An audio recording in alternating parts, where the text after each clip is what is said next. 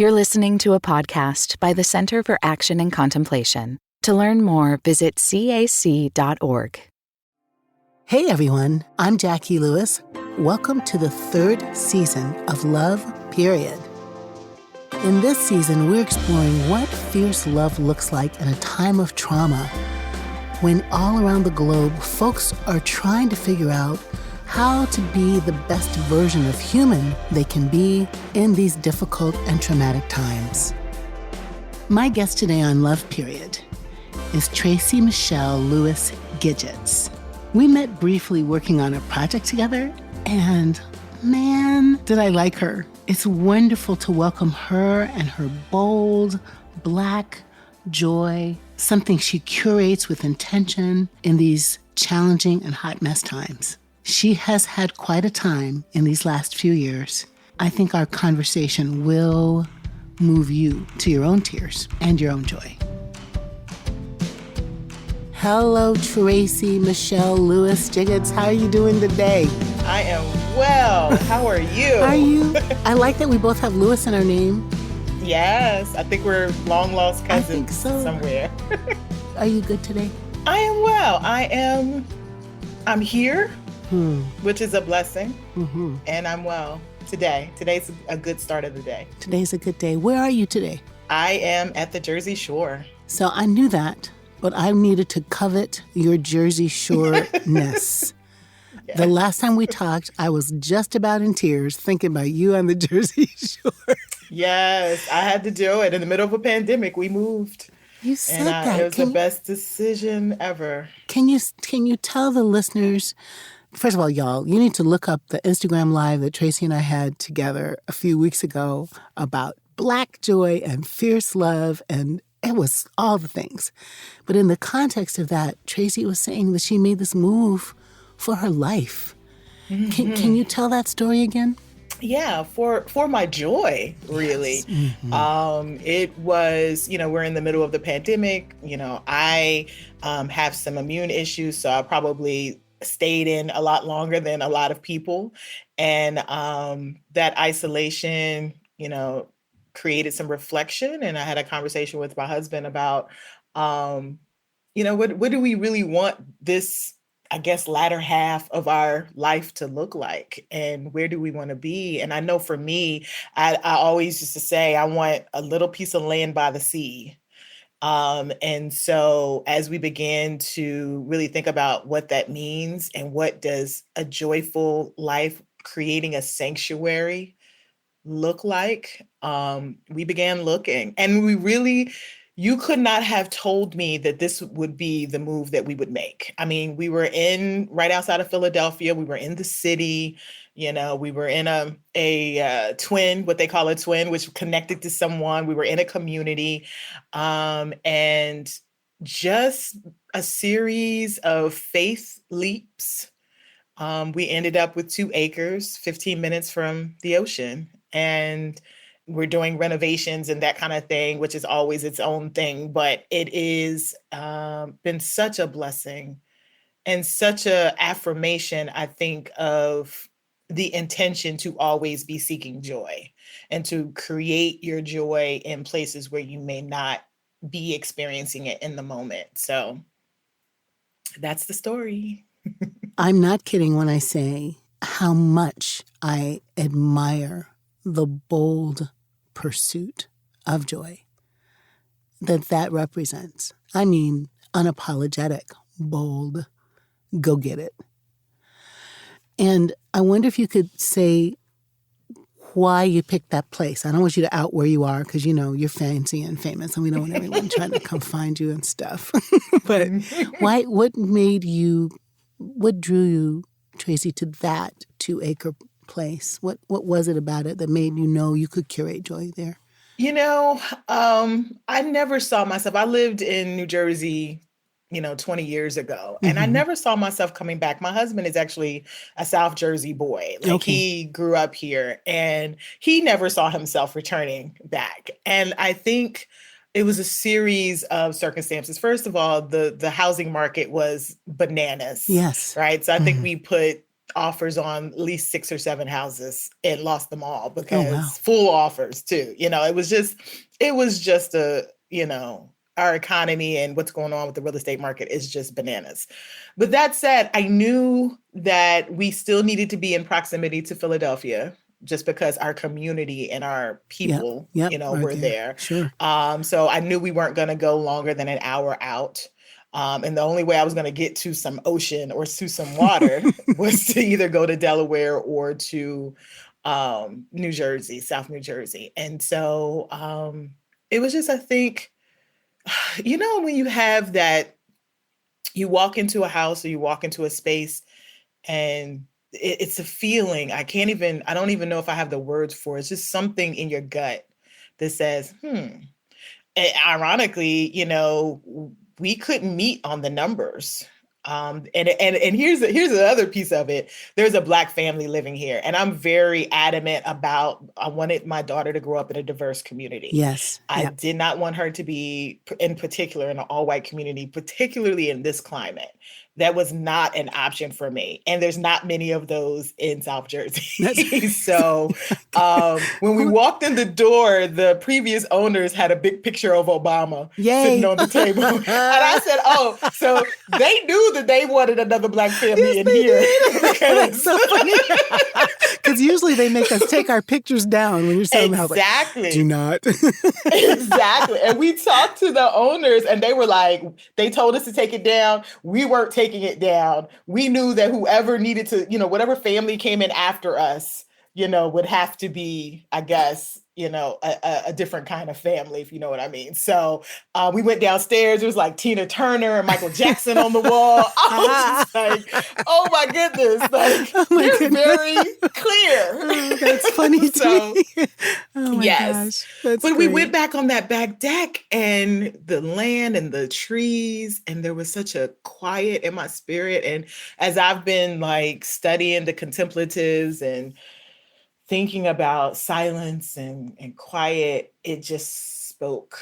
It was like the bend in the trees with the wind going by just kind of spoke to me. And we went through all of the drama of bidding on a home, and it is drama. It to happen.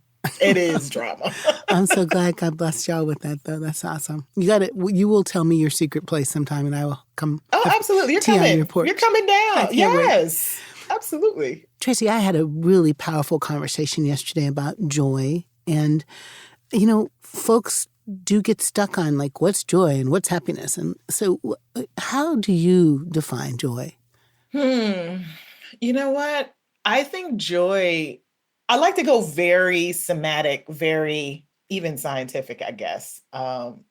Biologically, in our body, joy is this convergence of dopamine and adrenaline, all the stuff that happens in response to pleasure. That's a very real thing. We're this dynamic entity God created, makes it so that when we experience pleasure, all of this stuff happens in us, right? And it creates a bodily, embodied response, just like every other emotion, like anger, like sorrow. There's an embodied emotion that happens first and foremost for all of those. And it's the same with joy.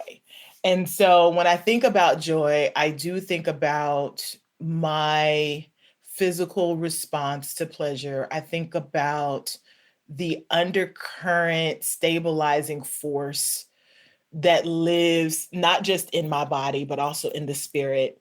And because sometimes, and I make this distinction, and even in the book, that, joy is present when happiness escapes us. Mm-hmm.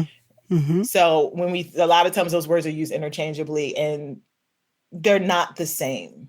My ancestors understood joy even when there was nothing happy about their lives. Nothing, yeah. Right. Mm-hmm. But there was this presence. If I go real churchy on folks, I'll say joy is a person, right? But like joy is this presence, right, that lives in spite of sometimes, the circumstances. And so that's probably a long way of defining it. No, it's beautiful.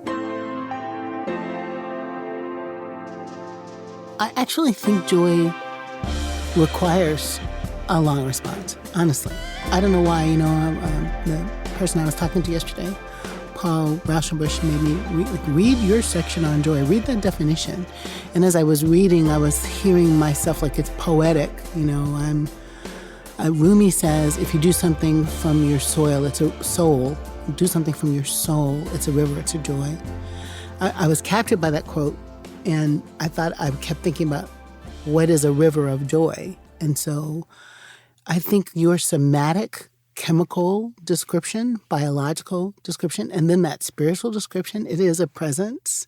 I like that it's a person whose name is Joy, but it is, right? It is both bodily and emotional and psychological. And I think the experience of joy is the best definition of joy. Mm-hmm. So maybe that's why it takes words, right? But your head is thrown back laughing, or your toe is in the warm sand, or you're having a beautiful sexual experience with your partner, or your child is squeezing your finger, or running and giggling and playing monster with you, or all of those things. People go oh, I know what that is. Absolutely. And I don't know if you've been on the shore, on an ocean shore, and there's these little fish. And if you're sitting in the water on the shore, they burrow down into the sand when you're watching. Well, that's the image that comes to me. I feel like joy is something that burrows down in us beneath all of the other stuff. And it's so deep in us that it pushes the other stuff up. So that's the reason why you can be so full of joy that you cry. Right. Yes, or you shake, or you are you want to scream in exaltation, right? It pushes up all that's there. I think that's right. And sometimes for some of us who are not acquainted with our joy, or who maybe even have a fear of our joy, and that's a very real thing, or feel guilt when we experience joy. I think sometimes the pushing up of all the other stuff makes us deeply uncomfortable, right? And so we push the joy back down again. Yeah. Would you say, Tracey, and I'm thinking now about, the traumatic, crazy, hot mess, American socio-political global madness. Does joy rescue us or heal us? How does joy resuscitate us, heal us, right? It definitely heals us. It definitely rescue us. But here's, I think, the catch is that we have to, in times like these, we often have to be intentional about accessing it. It is ever present. Joy is our birthright. It is part of our, like I said, it's embodied. So it's part of who we are. But because rage and sorrow and all of the deep disturbances we may have because of what's going on in the world can become so big in our bodies that sometimes it's hard to access or identify where joy is. And so that's why that's a daily waking up and deciding on what my joy will look like today, right? That daily decision is probably even more critical in these times, right? Because everything else is so on the surface and so, Roe v. Wade happens and the rage comes up, or, all of this stuff happens and you start to feel all of that. And then you don't know. I have people come to me and say, well, I don't even know where joy is. I can't, it's too much going on. Too much to look at it or for it, or to even feel entitled to it. I feel guilty. I wrote the chapter in Fierce Love, in the kind of love your world section. I don't know that we can be world healers, Tracey, or mommies or grandpops or senators, or effectively without curating joy, cultivating joy, seeking the joy that you say is our birthright that's in us, which I agree with 100%. That in a way, do we think it's weak? Do people think it's weak to have joy? Do people think they're not entitled to joy? Do people feel guilty, Tracey, if they're doing some joy when the world is on fire? How? Think about that with me. I think I write about Black joy, and I think for Black people, some of the guilt comes from feeling like we have to earn joy. Or that when joy comes, because our ancestors went through X, Y, and Z, that somehow we don't have the right to experience joy. I know for me in 2020, I talk about this a lot, that, we were in the middle of a pandemic. There was a lot going on. But for me professionally and even personally, 2020 was a really wonderful year. I even hesitate even saying that to you now. Like, there's still some of that guilt in me. Why? Say more about it. Because I also know that it was devastating for people, right? That, there was so much loss, economic loss, loss of family members. I understand that it, from the standpoint of isolation and depression and people that were, I understand what people were experiencing in the world. And at least for that first year, like by 2022, I was over it. but by in that first year, it felt like an enormous blessing to slow down and to be still and to be very focused and intentional on what I really wanted from my career, from my family, and all of those things, and really be able to have the space and time to think it out, right? But to say that feels like I'm not standing in solidarity with those who lost. Totally relate to that. Totally get that. And, my own 2020 story, COVID brought my grandbabies to our house. Our little one was exactly 3 weeks old when they moved in with us. Octavius, named after Octavius Cato, freedom fighter in Philadelphia. Goodness, I love it. That statue, I love it. I'm like, woo! Yes, yeah. I love it. So this little baby is 3 weeks old and laying in his bassinet on our kitchen counter, on the bed with me, my turn, while I'm on the computer, while I'm zooming in. Oh my God, his big sister was 2. It was incredible, sometimes crazy. I appointed myself the go to the grocery store chick, and I was obsessive compulsive about how many groceries I could wash. Tracey. And I'm like, yes, these wipes right here, I'm wiping everything. One day a man said, ma'am, these are not for that. I'm like, well, what are they for? Why are they here? I'm wiping everything. So Sometimes it was insane, but there were these incredible moments of Ophelia is going to dance outside on the grass, and we are going to watch, or we're all going to have cocktail hour at 5:00, and just like and cook. So Tracey, we've put Black joy and fierce love in conversation before, and I love the way you say if love is the destination, joy is the path. Can you say more about that? Yeah, I think that our mandate, I think our human mandate, our ancestral mandate even, is to love, right? Like that's where we're going, right? There's this constant refinement, if you will, of our personality and our character and our being, so that we reach a state of love, right? And whatever goes into that. But I think the way that, again, we access it, I think joy is the path. I think joy is the route. When you can make room for joy in your body, in your spirit, you expand, right? You're making room, so you're expanding. And that's what love loves, right? This expansion of us, because we can hold more of the people around us, the different types of people around us, right? We can hold more. And so I really believe that when we are intentional about joy, and then after we've been intentional about creating joy, it becomes like muscle memory. It's like we can't live without our joy moment or whatever it is, and we look for it at every turn and around every corner. Then that leads us to want to give that kind of joy out, right? Yeah. And that's an act of love, right? And we become more expansive, and then the person we're giving joy to expands, and now we're acting out in ways that I think that we were mandated, from creation to do. I just love that so much.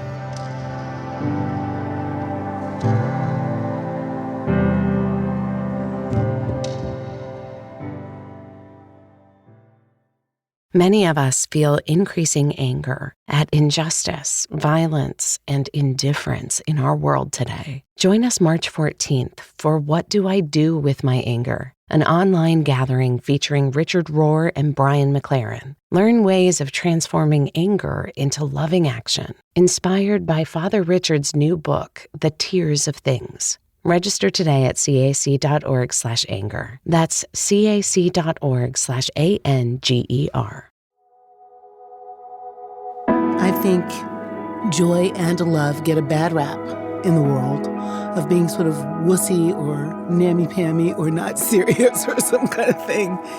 When I think actually, maybe the two fiercest forces on the planet are love and joy. I'm a Christian pastor who's a universalist, you know that.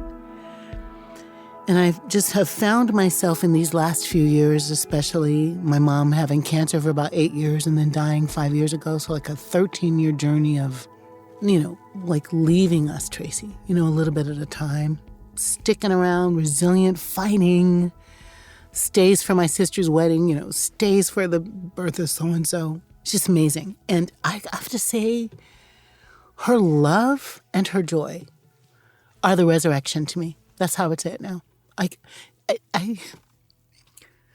Wow. She's blue lit hospital room, with the sounds of the thing and the thing keeping you alive and the sucking of the stuff, and like lung cancer is just hard. And you wake up and, I'm sleeping with her and I wake up and she's staring at me. Mommy, what are you staring at?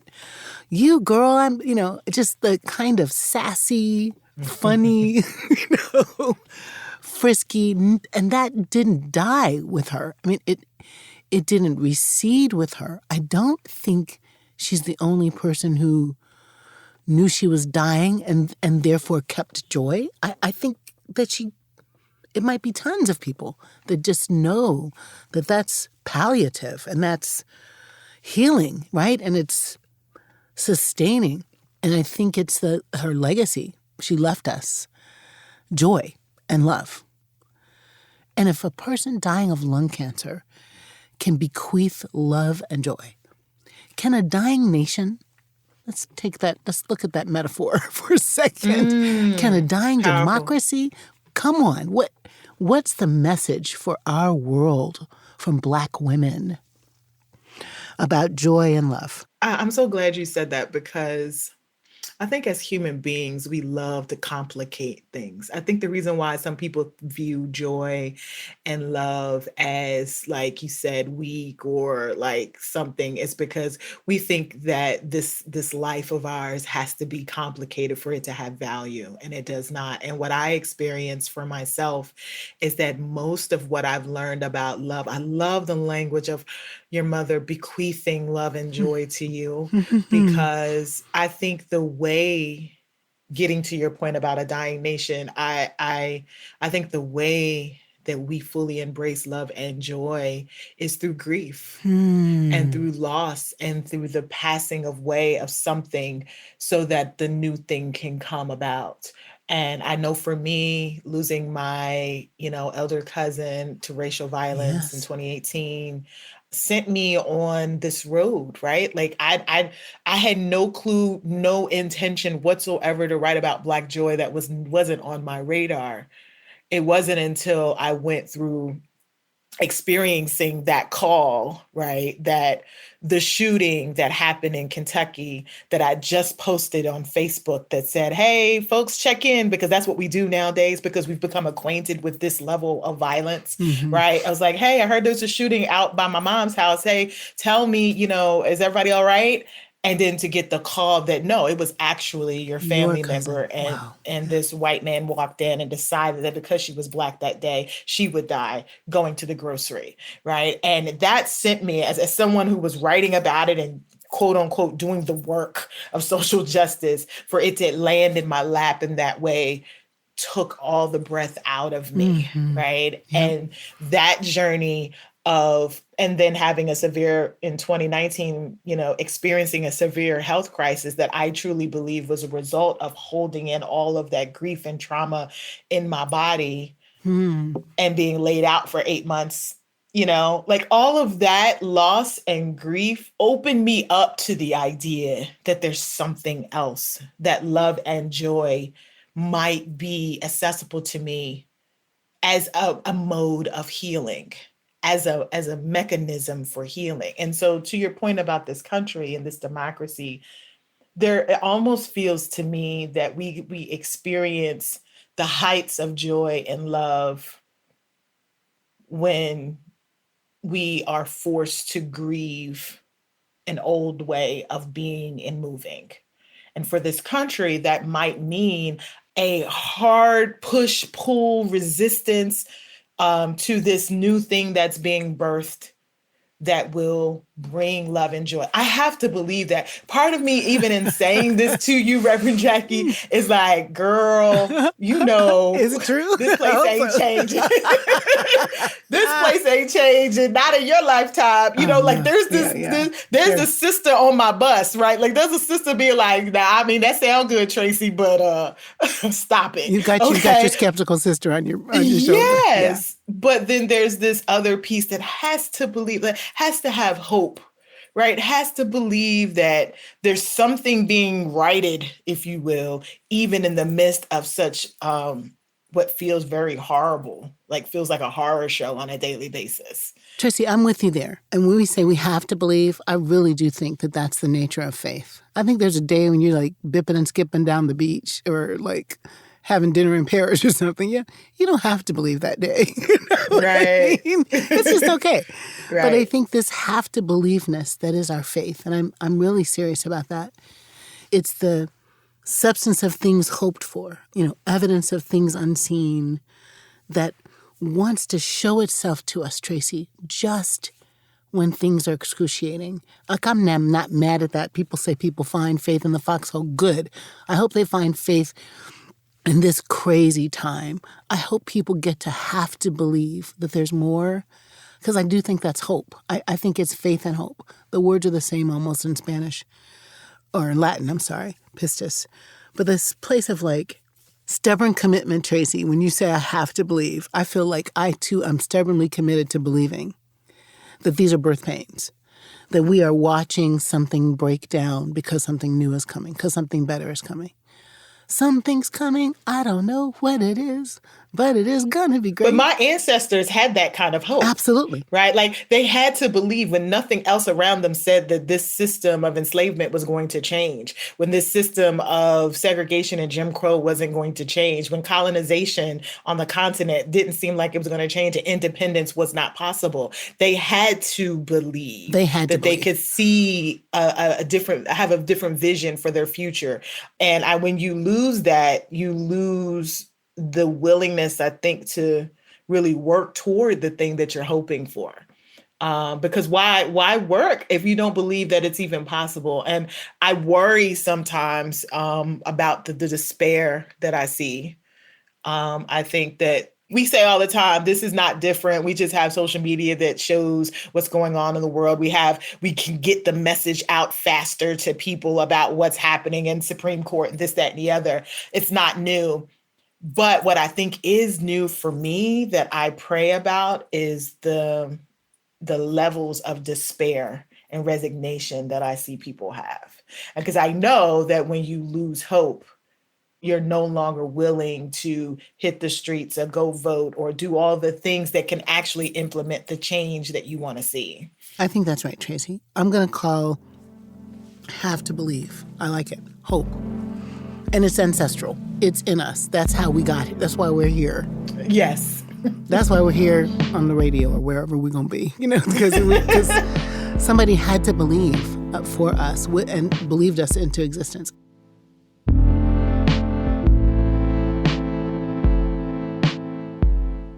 What I think is a message from our ancestors to this nation is one way to get better is to hope in a God who will show up, to believe in your ability to walk off a plantation and go back and get some more people and do it again, to love your kids and your people, and your aunties, despite the horrific nature of your life and to ritualize joy, to sing and to dance and to get in the clearing and to, hold on to each other and stop and cook a good, make the best you can out of the stuff that's around you. I mean, where does this come from?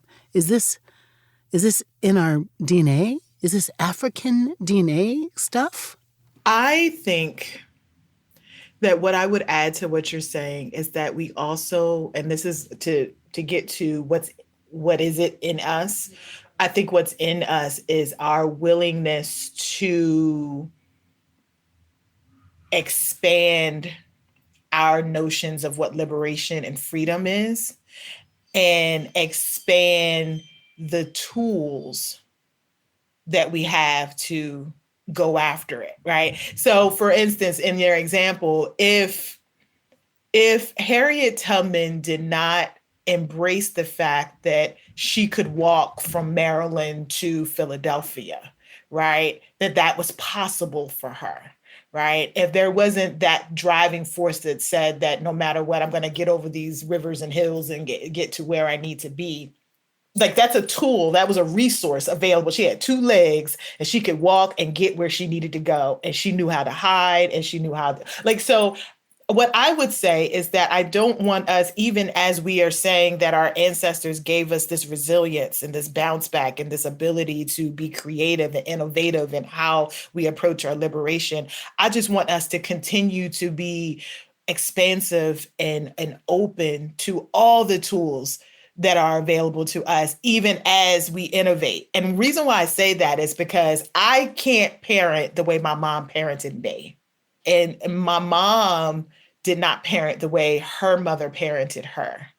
There were things that were passed down, but I have access now to more resources and tools and more understanding that I can now utilize. And so I just want to make sure that we expand our capacities, because that's how we get to also liberation and freedom. Adding new tools in our toolkit, keep being wise, listening, learning. Yeah, that's great. Beautiful. Because Harriet had two feet, but she also had a gun. Yes, she did. You know what I'm saying? She didn't. You know what I'm saying? And again, I'm not saying that. I got you. She embraced, whatever was necessary for her freedom, right, and for the freedom of her people. And I think for us, emotionally and spiritually embracing all that we can for our emotional and spiritual and actual freedom is part of the mix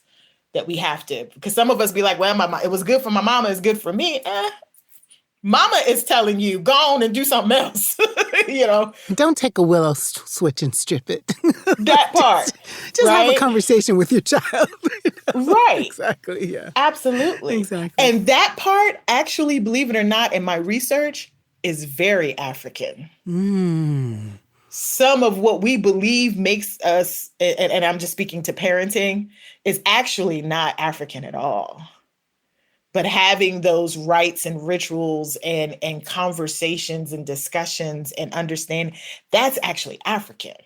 And that was stripped. Yes, that was stripped. And that's another talk. Let's do it, though. Oh, I'm sorry. No.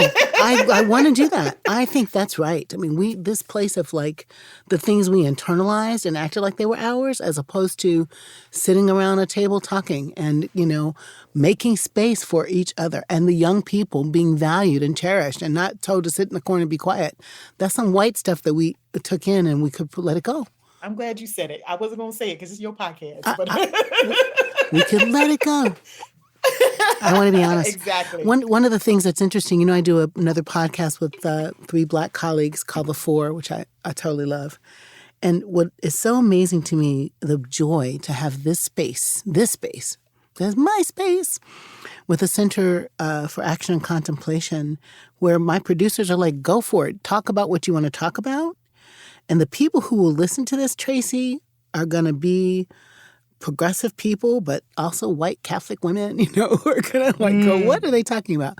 And I think what I love in this space we're creating right here, right now, yesterday, Christina Cleveland, is what is ubiquitous about Black women. Come on. I mean, why isn't our stuff, Tracey, the litmus test for gorgeous and wonderful and smart and brilliant and resilient? Like, I want you and I want Christina and, Candace, and I want our stuff, our wisdom, our stories to be the benchmark for how people learn how to love the hell out of the world. I do. So I'm grateful. It should be. Yeah. And you know what? I'm a firm believer that white supremacy knows that it is. I believe that white supremacy knows how powerful our beauty and our wisdom and all of those things are. And its sole mission, right, is to elevate itself above that, to keep it. Because, when a Black woman and Black women, I was just actually talking to somebody about this, but, when we show up in a room, right, like there's the atmosphere changes. It does. By virtue of just our presence, right? And that's powerful. And we don't always recognize it or wield it maybe even the way we should, but like it's there.